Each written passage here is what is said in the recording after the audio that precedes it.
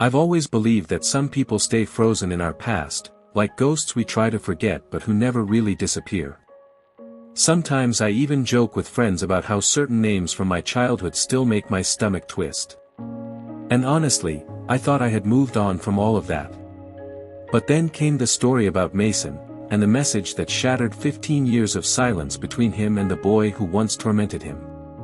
It started on a Wednesday morning, one of those days when nothing special seems destined to happen.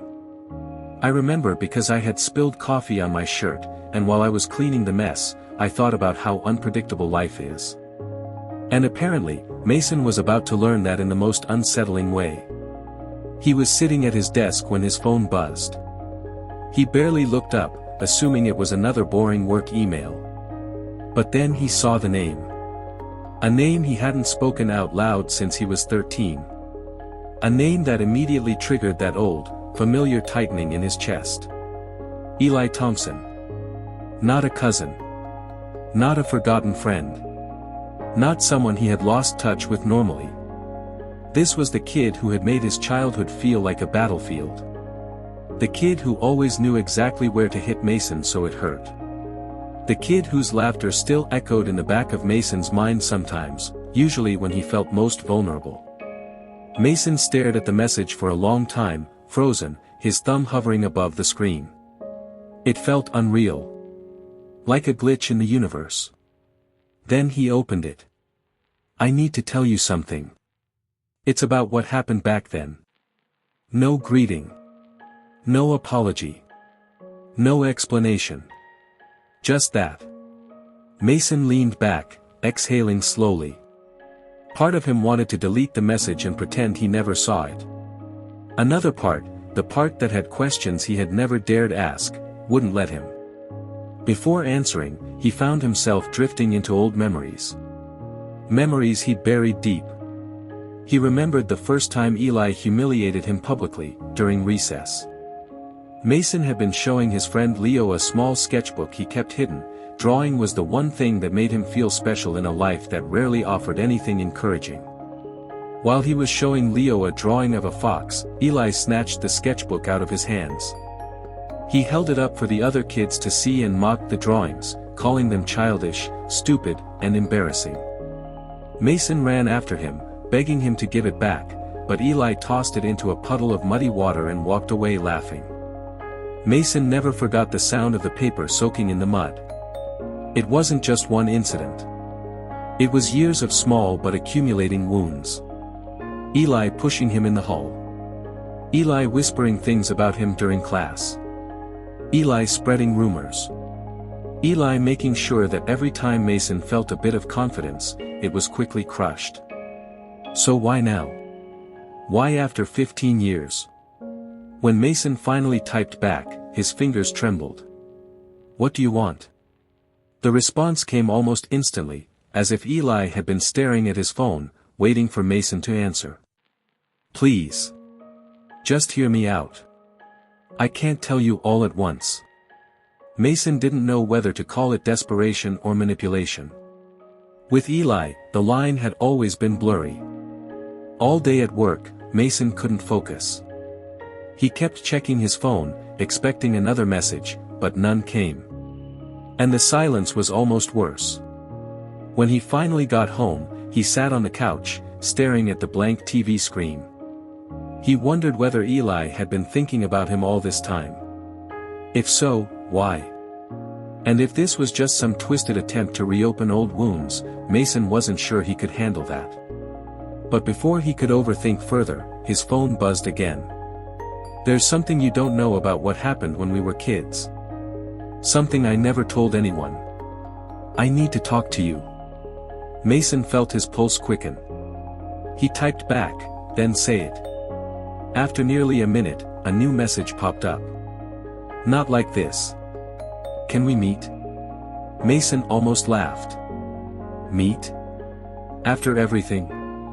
But then came another message, one that changed the tone entirely. It's about your family. Mason froze. His jaw tightened. His brain raced with possibilities, none of them good. What do you mean my family? He wrote. Eli didn't answer immediately.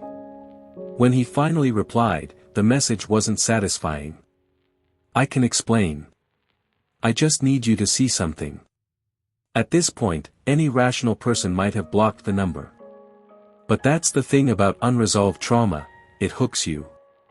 It pulls you into places you swore you'd never revisit. Mason felt that pull now, heavy and unavoidable. He eventually agreed to meet. They chose neutral ground, a small coffee shop in a quiet part of town. Mason didn't sleep that night. He kept replaying old memories, wondering what kind of confession could possibly connect Eli to his family. The next day, Mason arrived early. He sat near the back, where he could watch the door. His leg bounced uncontrollably. He hated that he was nervous. He didn't want to give Eli power over him again. 10 minutes later, Eli walked in. Mason barely recognized him. The confident, sharp-eyed boy had become a man who looked exhausted, older than his age. Dark circles under his eyes, unkempt hair, a stiffness in his movements. He looked like he was carrying weight, emotional weight, that had been pressing on him for years. When Eli spotted Mason, he hesitated. Mason saw it clearly, fear. Not superiority, not arrogance. Actual fear. That was the first moment Mason realized something truly was wrong. Eli approached the table slowly and sat down without speaking. Mason waited. He refused to be the first to talk. Finally, Eli whispered, "Thank you for coming." "You said this was about my family," Mason said, keeping his voice cold. Eli swallowed hard. His fingers trembled against the coffee cup. "I know I don't deserve for you to listen to me. I know what I did when we were kids. I can't undo any of it. But there's something you never knew. Something that happened because of me. Something that involved someone close to you." Mason narrowed his eyes. "Who?" Eli stared at the table. His voice cracked. "Your brother." Mason felt the air leave his lungs. His brother, Aaron, had passed away when Mason was 16. It was unexpected. It was traumatic. And it was the thing that had shaped the rest of Mason's life. "What about him?" Mason demanded. Eli finally looked up, his eyes red. I kept something from you. Something he asked me to tell you. Something I was too scared to say back then. And now," his voice broke.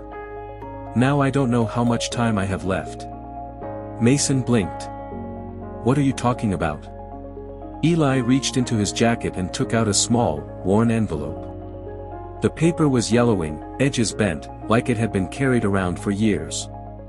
He placed it on the table with shaking hands. "Aaron gave me this the week before he died," Eli whispered. "He told me to give it to you. I never did." For a few seconds, Mason couldn't think. Couldn't breathe. Everything around him felt unreal. The world seemed to tilt. "You're lying," Mason said quietly. "I wish I were." Mason stared at the envelope. His hands wouldn't move. Part of him wanted to grab it and rip it open. Another part was terrified of what might be inside, a memory from someone he lost too soon. "Why didn't you give it to me?" he asked eventually. Eli closed his eyes. "Because I was a coward. Because I hated you, and I didn't even know why. Because I thought keeping that letter would. I don't know, keep me in control. I was just a kid, but that's not an excuse. I never opened it. I swear. But I kept it. All these years." Mason felt a burning behind his eyes, the kind that comes from anger and grief tangled together. "And now you want forgiveness?" Mason asked sharply. "No," Eli said, shaking his head violently. "I'm not asking for that. I don't deserve it. I need you to know the truth before." "Before what?" Mason interrupted. Before Eli could answer, a waitress walked by, and he went silent until she passed. Then he leaned in. "I'm being followed," Eli whispered. "There are things from back then, things connected to your brother, things bigger than us. I thought they were gone. But they're not. And if I don't do this now, I might never get the chance." Mason stared at him, confused and frustrated. "What are you talking about? Followed by who? What does my brother have to do with any of this?" Eli looked around again, paranoid. "I'll explain everything. But not here. Please. Just take the letter for now." Mason hesitated. His heartbeat thundered in his ears. Then he reached out and took the envelope. It felt heavier than it should have. Eli exhaled shakily, as if handing it over had removed some massive weight from his shoulders. "There's more," Eli whispered. "A lot more. But before I tell you, I need to know something." "What?" Eli's eyes met his, and for the first time since they were kids, Mason saw genuine emotion there. Fear. Regret. Desperation. "Do you remember the day you fell down the stairs in the old school building?"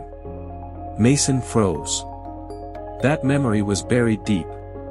He hadn't thought about it in years. He remembered slipping. Hitting his head.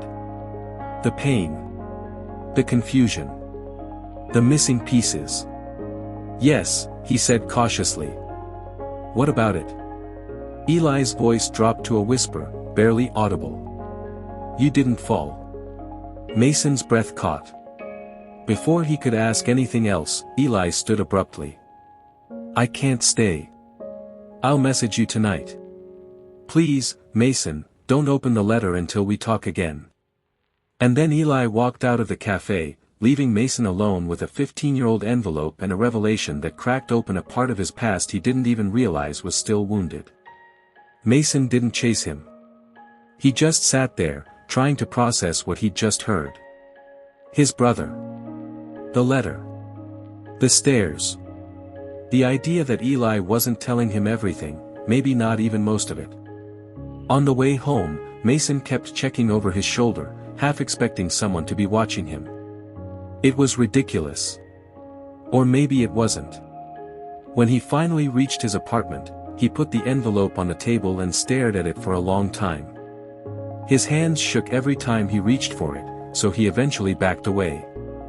There was something inside that letter that would change everything. He could feel it. His phone buzzed again. A message from Eli. "I'm sorry. I shouldn't have said that. I need to explain the rest. Something is happening and I can't run from it anymore.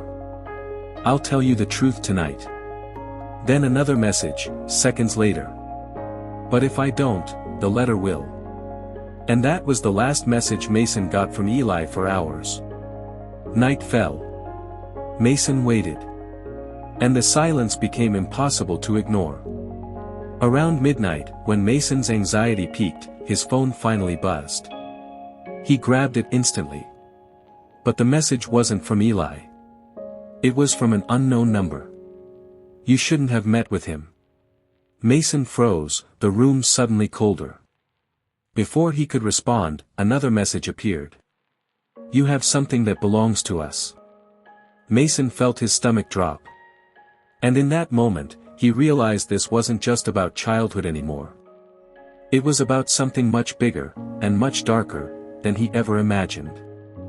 Mason stared at the unknown number on his screen, the words burning into him like a warning carved directly into his nerves. For a long moment, he didn't move. Didn't breathe. He felt as if the shadows in his apartment were leaning in, listening. He responded anyway. "Who is this?" No answer. He waited, heartbeat echoing in his ears.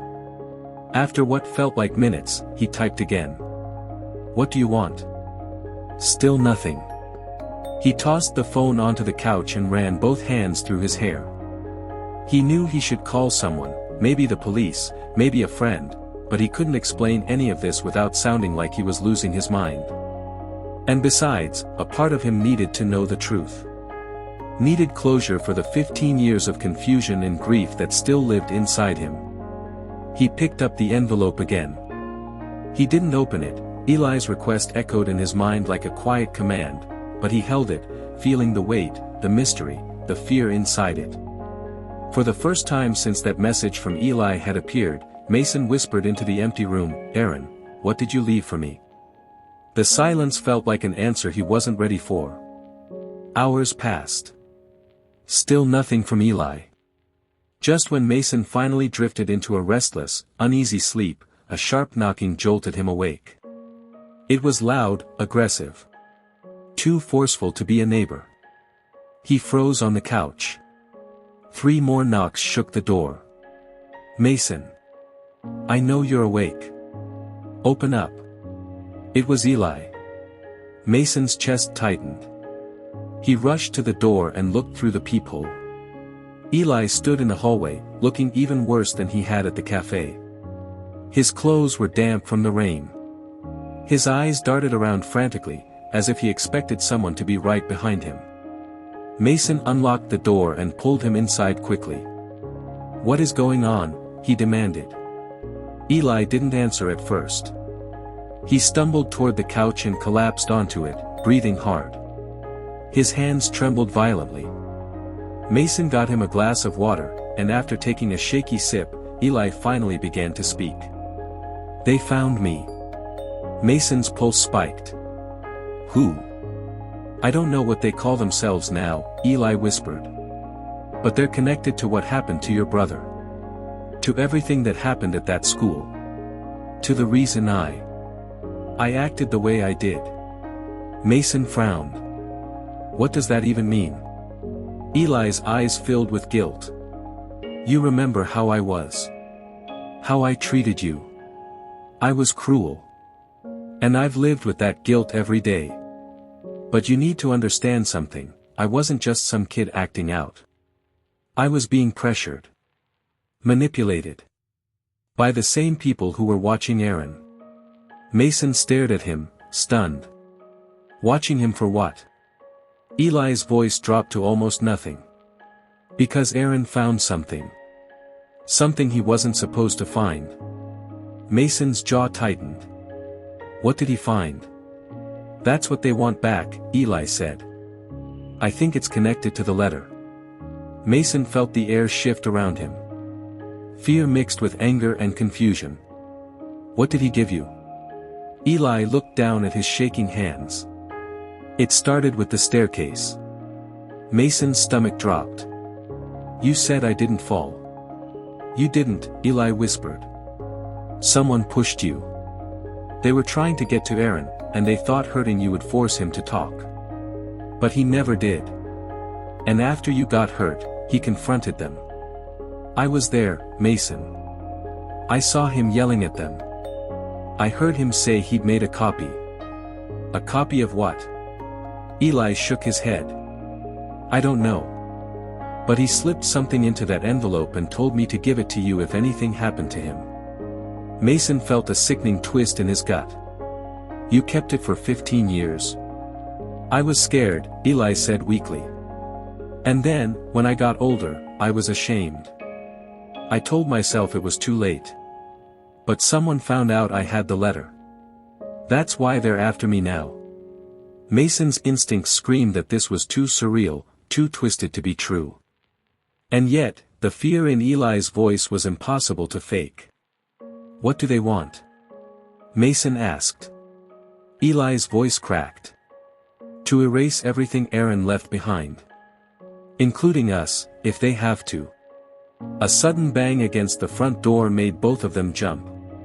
It wasn't a knock, it was a violent slam, as if someone had thrown their weight against the door. Eli's face drained of color. "They're here." Mason's heart pounded. He grabbed his phone to call the police, but Eli stopped him. "No. That'll make it worse." The door rattled again, harder this time. "Mason," a voice called from the hallway. "We know you have it. Open the door." Mason's blood ran cold. The same unknown voice from the messages. Eli stood, trembling. We have to leave. Now. There was no time to think. Mason grabbed the envelope and shoved it into his jacket. They slipped out through the back door of the apartment building, rushing down the stairwell.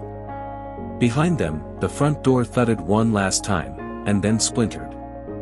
They ran into the alley, rain pouring down, lightning illuminating the sky. Eli led Mason between buildings, across a parking lot, until they finally ducked behind a dumpster, both panting and drenched. "This is insane," Mason whispered. "Who are these people?" Eli leaned back against the wall, pressing a hand to his chest. "They used to work with the school. That after-school mentorship program Aaron was part of. It wasn't really a program. It was something else. Something experimental. Something they tried to hide when everything went wrong." Mason stared at him. "What went wrong?" Eli swallowed. "Aaron found proof that they were using kids. Manipulating them. Testing methods too." He stopped suddenly and looked over Mason's shoulder, eyes wide with terror. Before Mason could turn, someone grabbed the collar of his jacket and yanked him backward. He hit the wet pavement hard, the impact knocking the breath out of him. A tall figure in a black raincoat loomed over him, face hidden beneath a hood. Another grabbed Eli, slamming him against the wall. "Where is it?" the one holding Mason demanded. Mason didn't answer. He tried to push the figure's hands away, but they tightened their grip. "Give us the envelope," the figure growled. Eli shouted, "Leave him alone." The figure slammed him again. "You had one job, Eli. One job 15 years ago. And you failed." Mason felt cold dread flood through him. They knew Eli. They had always known him. The figure holding Mason leaned down. "We'll take it one way or another." Mason's mind raced. He couldn't outrun them. Couldn't fight them. But maybe he could distract them. He reached into his jacket slowly, as if giving in, but then hurled a handful of wet gravel from the ground into the figure's face. The man reeled back, cursing. Mason shoved him aside and sprinted toward Eli, grabbing his arm. "Run!" They bolted into the street, cars honking as they darted across. Their pursuers weren't far behind. "This way," Eli gasped, leading them into an old abandoned train station. The building was dark, quiet, the smell of rust and dust lingering in the air. They ducked behind a row of old metal lockers, trying to catch their breath. Eli clutched his chest, breathing hard. Mason frowned. "Are you okay?" Eli didn't answer. His breathing grew shallow. "Eli." Eli finally looked up, and Mason saw panic in his eyes. I think they poisoned me." Mason's heart stopped. "What?" "I felt it earlier. I thought it was just anxiety. But now," he grimaced. "I don't have long." Mason shook his head. "No. No, we're going to a hospital." Eli grabbed his wrist. "Listen. You have to hear the rest before his voice cracked. "Before I can't say it." Mason blinked rapidly, fighting panic. "Aaron didn't slip at the staircase," Eli whispered. "He was pushed too. That's how it started. They wanted him silent because he found the files. Records of everything they were doing. Experiments on memory, manipulation, conditioning. He stole proof. And he hid the original somewhere." Mason felt sick. "Where?" Eli shook his head. "I don't know. The letter. The letter will tell you." Behind them, footsteps echoed through the abandoned station. Boots slamming against metal. Getting closer. "They're coming," Mason whispered. Eli grabbed the front of Mason's jacket with surprising strength. "Listen to me. I never opened the letter because I didn't want to know. But you have to. You have to finish what your brother started." The footsteps were close now, too close. Eli shoved Mason abruptly. Go. I'm not leaving you. Yes, you are, Eli hissed. If they get me, they get nothing. If they get you, they get everything. Mason's throat tightened. I can't. You have to, Eli whispered. Tell Aaron I'm sorry. Before Mason could respond, Eli stood and stumbled into the open, drawing the attention of the pursuers. I'm right here, he shouted. Mason's heart sank. The men grabbed Eli, dragging him backward. Mason could only watch, helpless, as Eli's voice echoed through the station, fading into the distance. Run, Mason. Run. Mason backed away, tears blurring his vision. He turned and sprinted through the far exit of the station, into the cold night air. He didn't stop running until he was blocks away, soaked, shaking, terrified. He collapsed behind an old warehouse, gripping the envelope tightly. He wanted to open it right there, but fear held him back. Not fear of the men chasing him, but fear of what Aaron's last words might say. What truth had Eli died for? Mason knew one thing, he could never go home now. Not with those men searching for him. Not with the letter they wanted so badly. He checked his phone. No new messages. Just silence. He wandered through the city until dawn broke, unsure of where to go. Eventually, he slipped into a small motel, paying cash. He locked himself in the room, barricaded the door with a chair, and finally sat on the bed with the envelope in front of him. He stared at it like it was alive. His hands trembled as he broke the seal. Inside was a single folded sheet of paper, and a small metallic object glued to the corner, like a thin strip of hardware, something that looked almost like part of an old storage device. Mason unfolded the paper. He expected a long message. A confession. A goodbye. But the letter was short. Just 8 handwritten words in Aaron's familiar handwriting. If you're reading this, they found us. Mason felt his breath catch. Below the sentence was an address. Just an address. No explanation. No warning. He stared at it, unable to move. Then, on the back of the paper, he noticed something faint, almost invisible unless held to the light. Words written in tiny, shaky handwriting. Not everything you remember is yours. A chill crawled up Mason's spine. He didn't know what that meant. Not yet. But he knew where he had to go. The address. The truth. Whatever Aaron had left. Before Mason could process more, a loud bang echoed from outside his motel room. Then another. They had found him. And the truth was now the only thing that could save him.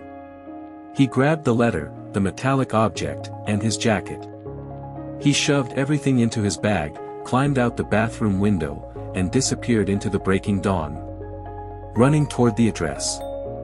Running toward answers. Running toward the truth Aaron had died to protect. The truth Eli had given his life to pass on. The truth Mason could no longer escape. Thank you for staying with me through this story. Honestly, every time I share something like this, I imagine someone out there listening in the dark, maybe relating in ways I'll never know. Stories about the past have a way of clinging to us, even when we think we've moved on. And sometimes, like what happened to Mason, everything we thought we understood gets turned upside down by one unexpected message, one person from the past, or one truth we weren't ready to face.